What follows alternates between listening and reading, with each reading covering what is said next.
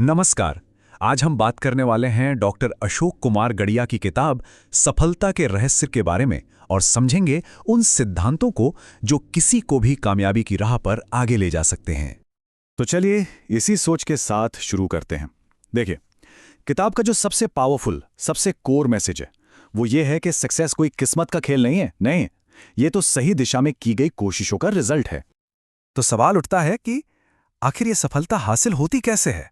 किताब कहती है कि इसकी शुरुआत होती है कुछ बेसिक कीज को समझने से, मतलब वो चाबियां जो कामयाबी का ताला खोलती हैं। अब डॉक्टर घड़िया इन क्वालिटीज को ऑप्शनल नहीं मानते। वो कहते हैं ये तो जरूरी टूल्स हैं, जैसे स्ट्रॉन्ग डिटर्मिनेशन जो मुश्किलों में भी टिके रहने की हिम्मत देती है, या फिर सेल्फ कॉन्फिडेंस जिसके बिना तो पहला कदम उठाना ही इम्पॉसिबल है, और हाँ, डिसिप्लिन जो हमें रोजाना अपने गोल की तरफ एक एक कदम बढ़ाने में हेल्प करता है। किताब का एक बहुत इंटरेस्टिंग पॉइंट ये है कि सफलता का रास्ता बाहर की दुनिया में नहीं बल्कि हमारे अंदर से शुरू होता है।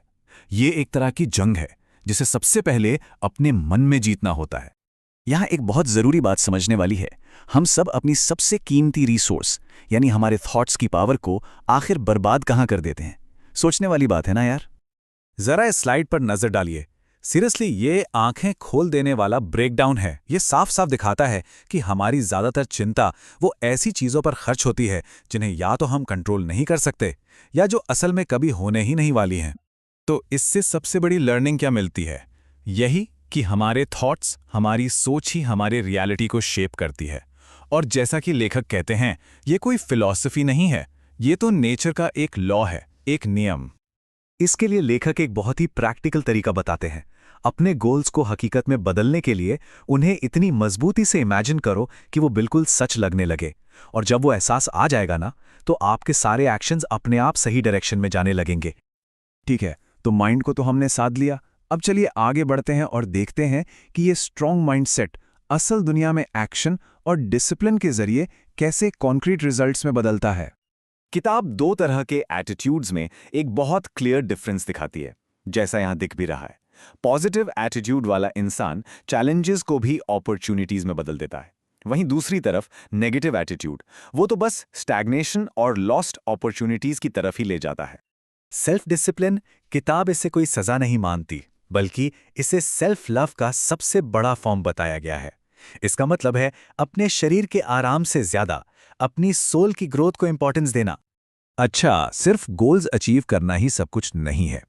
किताब इस बात पर भी जोर देती है कि रियल सक्सेस असल में एक बैलेंस्ड और फुलफिलिंग लाइफ जीने की आर्ट, उस कला को सीखने में है। इसके लिए किताब में कुछ डेली हैबिट्स बताई गई हैं। चलिए फटाफट उन पर एक नजर डालते हैं।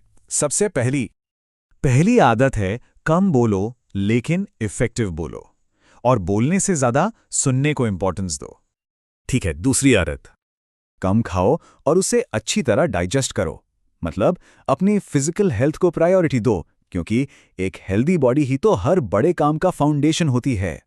और तीसरी, और ये बहुत जरूरी है, रोज कुछ नया पढ़ने की आदत डालना, लाइफ लॉन्ग लर्निंग के लिए कमिट करना, क्योंकि लगातार नॉलेज गेन करना ही एक सक्सेसफुल इंसान को भीड़ से अलग करता है। और आखिर में ये सारी बातें हमें सफलता की इस रेस के पीछे छिपे सबसे गहरे सवाल तक ले आती हैं कि इन सब कोशिशों का आखिर मकसद क्या है? What's the end goal?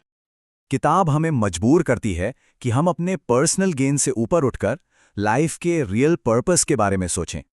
Success का असली मतलब तो तब पूरा होता है जब उसे किसी बड़े और अच्छे काम में लगाया जाए, जिससे देश, समाज और ह्यूमैनिटी पर एक पॉजिटिव इम्पैक्ट पड़े। और कबीरदास का ये शानदार दोहा इस पूरी बात को कितनी खूबसूरती से समेट देता है कि जब हम पैदा हुए तो हम रो रहे थे और दुनिया हंस रही थी, लेकिन अपनी जिंदगी को कुछ ऐसा बनाकर जाओ कि जब हम इस दुनिया से जाएं तो हम हंसें और दुनिया हमारे जाने के गम में रोए।